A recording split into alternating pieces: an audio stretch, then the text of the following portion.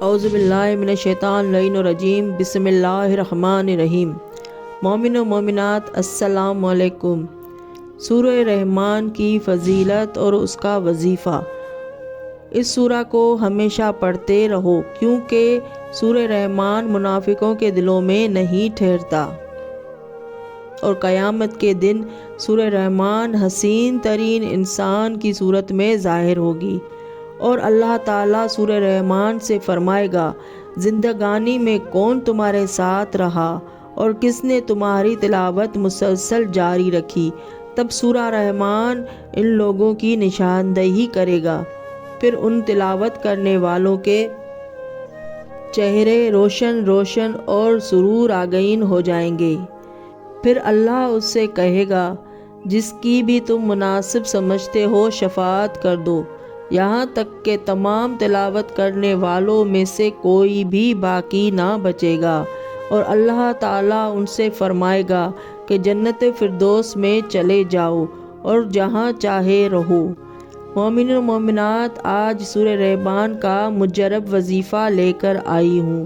کتاب الخواص القرآن میں ہے کہ رسول خدا صلی اللہ علیہ وآلہ وسلم نے فرمایا کہ اس سورہ کی تلاوت کرنے والے پر اللہ تعالیٰ اس کے ضعف اور کمزوری پر رحم فرمائے گا۔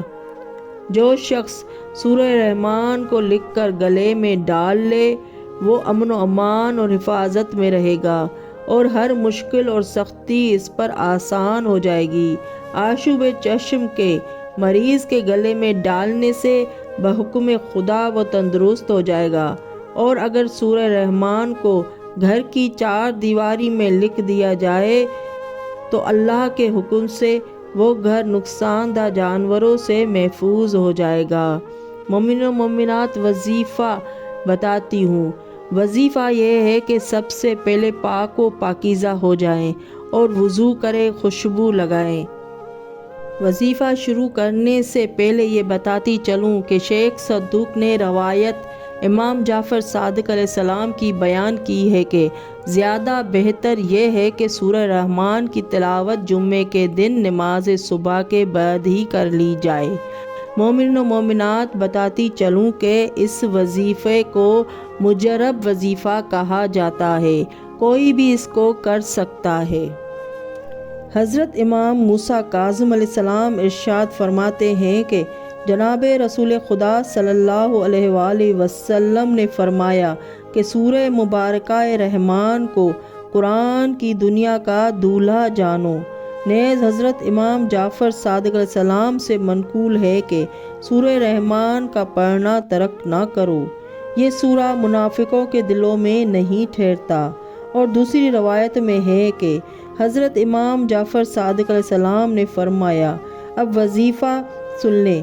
وظیفہ ہے کہ مولا نے فرمایا ہے کہ جو کوئی بھی سورہ رحمان پڑھے اور جتنی دفعہ فَبِأَيِّ آلَاءِ رَبِّكُمَا تُكَذِّبَانِ کہے، اس کے فوراً بعد لَا بِشَيْءٍ مِّنْ آلَائِكَ رَبِّ أُكَذِّبَ کہے، اور اس کو جمعے کے دن کرنا چاہیے۔ وظیفہ شروع کرنے سے پہلے پاک و پاکیزہ لباس پہننا چاہیے۔ وضو کر کے نماز صبح فجر کے بعد، اگر کوئی چاہے تو نماز عشاء کے بعد بھی یہ وظیفہ کر سکتا ہے، لیکن خصوصی طور پر تاکید آئی ہے کہ اس وظیفے کو جمعے کے دن کرنا چاہیے، خصوصاً نماز فجر کے بعد جمعے کے دن سورہ رحمان کو پڑھنا چاہیے۔ جب سورہ رحمان پڑھے تو اس میں جب فَبِأَيِّ آلَاءِ رَبِّكُمَا تُكَذِّبَانِ آتا ہے، ٹھہر جائے، اور اس کے فوراً بعد لَا بِشَيْءٍ مِّنْ آلَائِكَ رَبِّ أُكَذِّبَ کہے، اور جتنی دفعہ بھی فَبِأَيِّ آلَاءِ رَبِّكُمَا تُكَذِّبَانِ آئے، اس کے فوراً بعد لَا بِشَيْءٍ مِّنْ آلَائِكَ رَبِّ أُكَذِّبَ کہے۔ جمعے کے دن سورہ رحمان کا پڑھنا ایسا ہے کہ اگر وہ مرے تو شہید کا درجہ پائے گا، خصوصاً رزق و روزی میں اضافہ کے لیے، دولت کے لیے، پریشانیوں کے ختم کرنے کے لیے، اور آخرت کی بقا کے لیے، آخرت میں شفاعت پانے کے لیے۔